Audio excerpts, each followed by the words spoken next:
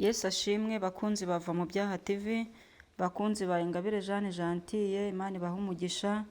Ndabashimiye cyane mwambaye hafi mukumva ijambo ry'Imana. Umwanya rero nifuje kubabwira ijambo ry'Imana ryitwa kubaha Uwiteka. Ni ijambo ry'Imana ryitwa kubaha Uwiteka. Turaza kureba kubaha Uwiteka ni iki, tuze kureba kubaha Uwiteka bimaze iki, ni izihe nyungu ubonamo mu kubaha Uwiteka. Kubaha Uwiteka rero turaza kubisoma twifashishije ijambo ry'Imana riboneka muri Yobu ibice 28 n'umurongo wa 28. Kubaha Uwiteka. Yobu 28 n'umurongo wa 28.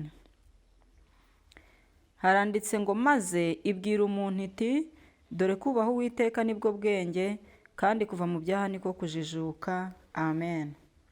Aha ni Imana yari imibwira umuntu ngo kubaha Uwiteka nibwo bwenge, kuva mu byaha niko kujijuka.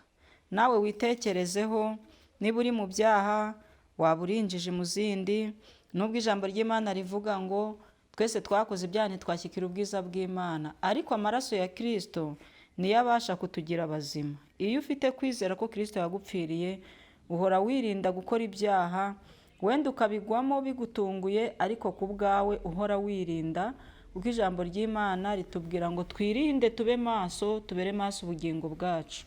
Ni ukuvuga ngo rero kubaha Uwiteka nibwo bwenge, kuva mu byaha niko kujijuka.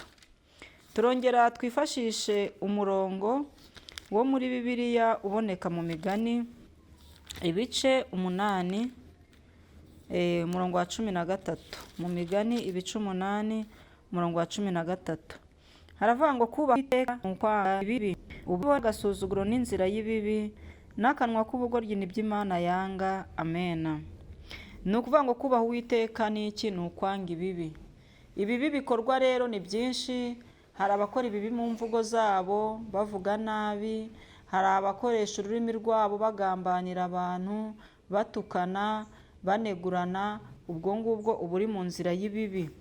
Hanyuma hari n'abakora ibibi bakoresheje ibikorwa, kuroga, kwicana, gusambana, kwiba n'ibindi bisa bityo.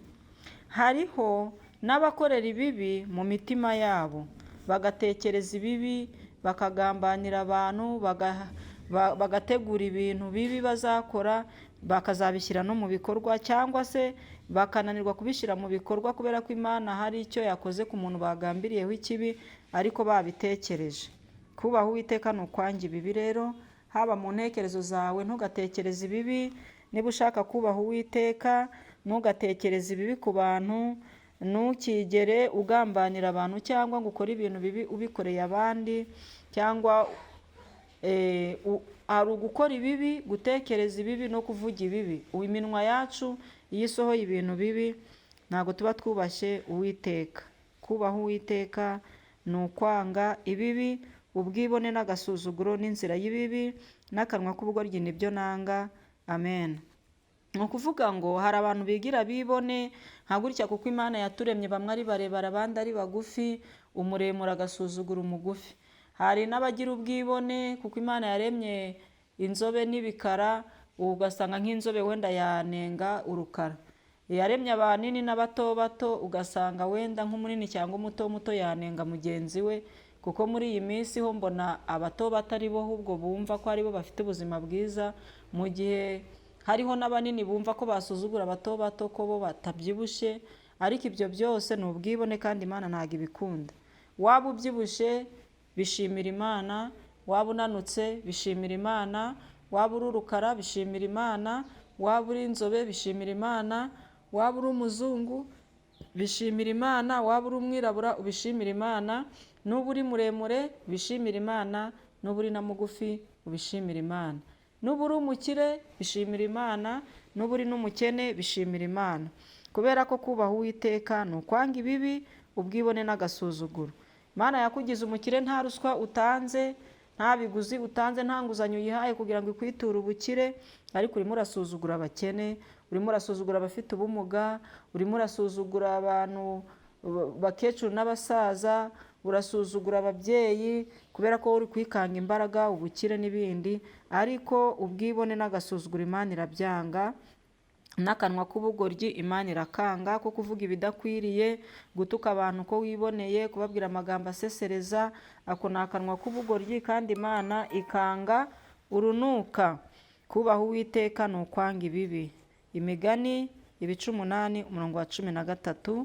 Kubaha Uwiteka ni ukwanga ibibi, ubwibone n'agasuzuguro n'inzira y'ibibi. Reka turebe rero abanyabyaha igihombo bafite muri ibyo babamo batubaha Uwiteka. Igihombo bafite ni ikihe?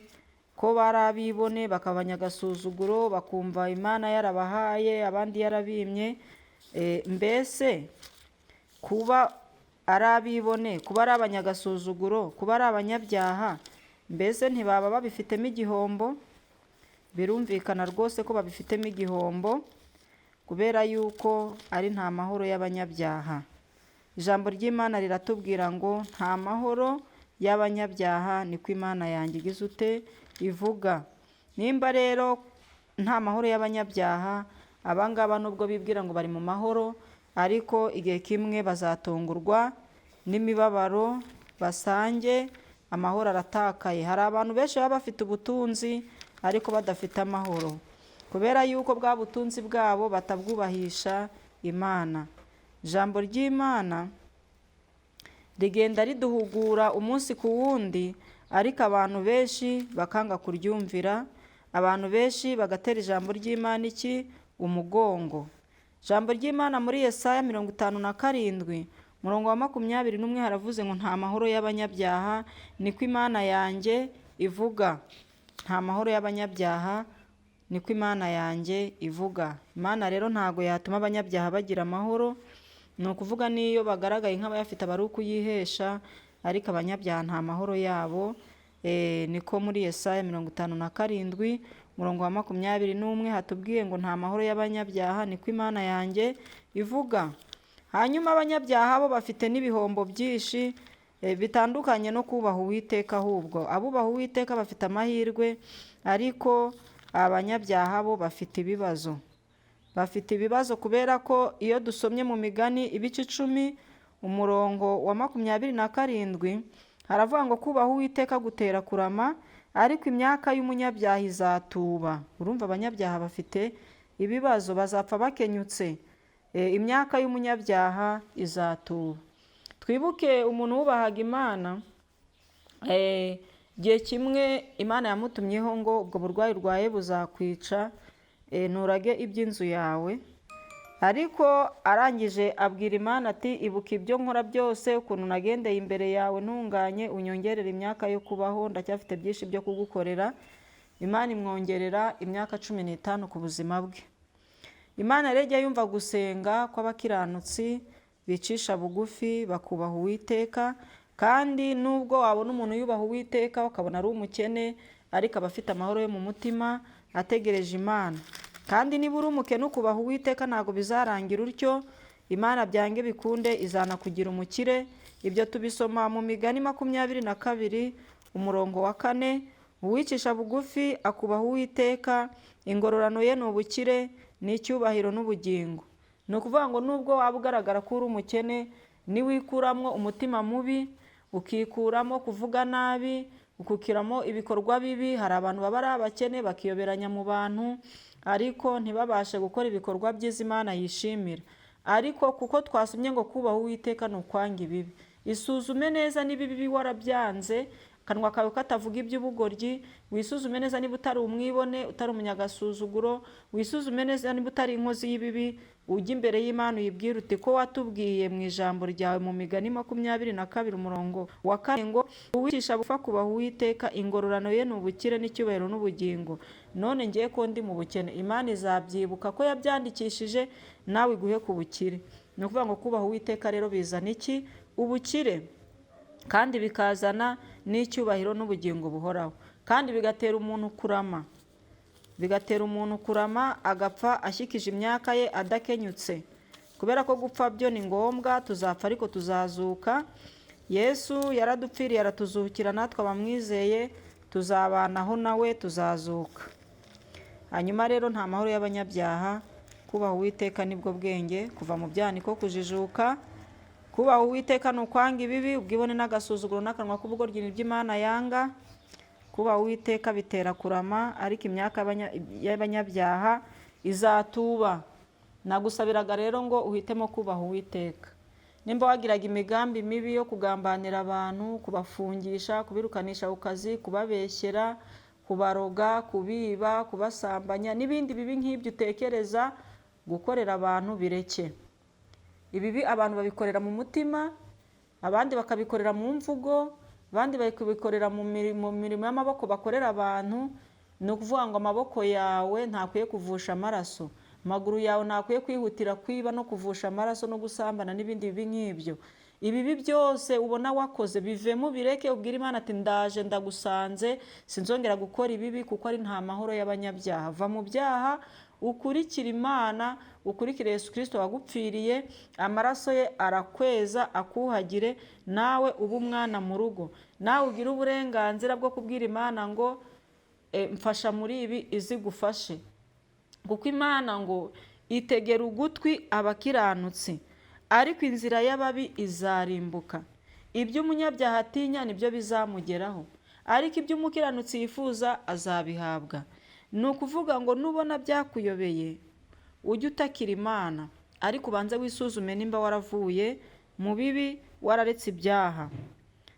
Kandi uzaba uri umunyabwenge, kubera ko haranditswe ngo kubaha Uwiteka nibwo bwenge, kuva mu byaha niko kujijuka. Ndabifuriza rero gusoza umwaka muri abanyabwenge, mwubaha Uwiteka. Ndabifuriza gusoza umwaka neza muri kumwe n'Imana. Kubaha Uwiteka ni ukwanga ibibi. Muri kwanga ibibi, ndabifuriza kugubwa neza, kugira amahoro yo mu mutima no mu miryango. Mwubaha Uwiteka, mureka ibyaha, kubera ko ari nta mahoro y'abanyabyaha, ariko nureka ibyaha Imana iraguha amahoro. Ndagira ngo umuntu wese yisuzume, arebe uko abanye n'Imana muri iyi minsi, ayibwire ati Imana ndakugarukiye, aho wakosheje uyisaba imbabazi ni inyambabazi. Imana igira impuhwe bugacya bukira, imbabazi zayo ntizirangira iteka. Ndabifuriza gusoza umwaka muri abanyabwenge. Imana nibaho umugisha. Reka dusoze n'isengesho. Imana ndagushimiye kubwira ijambo ryawe ritubwiye ngo kubaha Uwiteka nibwo bwenge, kuva mu byaha niko kujijuka. Kandi kubaha Uwiteka ni ukwanga ibibi, ubwibone n'agasuzuguro n'akanwa k'ubugoryi nibyo wanga. Kandi kubaha Uwiteka bitera kurama. Turakwinginze ngo twongerere uburame, kandi uduhe kukubaha uko bikwiriye. Ijambo ryawe rirongera riratubwiye ngo kubaha Uwiteka bizana ubukire n'icyubahiro n'ubugingo buhoraho.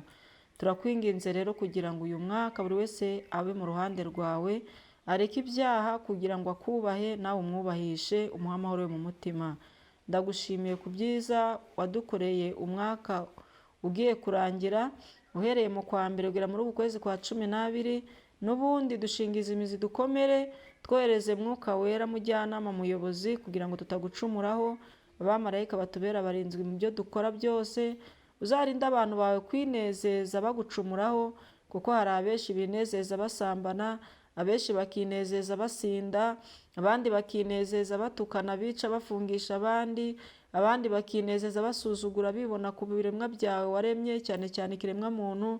Ndakwinginze ngo urinde abantu bawe kugucumuraho, nk'uko Herode yanejeje abayuda yica Yakobo, agashaka kwiyongeza Petero. Abantu bawe mbashyize mu bwishingizi bwawe, kugira ngo naho bagambirira kubagirira nabi, ariko wowe ubabere ingabo ibakingira. Sengeye Mwami abantu bawe bose bakwiringiye ngo be gukorwa n'isoni muri iri soza ry'umwaka, ahubwo ubabere ibyiringiro, ubabere ubwihisho, kuko uri Imana, igihome cyacu, igitare kirekire. Turakwinginze ngo uduhishe ibitwangiza, uduhishe imigambi ya Satani, uduhishe imigambi y'abazima babi, uduhagarareho kuko uri Imana. Uduhe kurama nk'uko ubivuze mu ijambo ryawe ngo kubaha Uwiteka bitera kurama, ngo ariko imyaka y'umunyabyaha izatuba. Turakubashye rero duciye bugufi kugira ngo twongerere kurama, turindane n'abacu mu izina rya Yesu Kristo. Amen.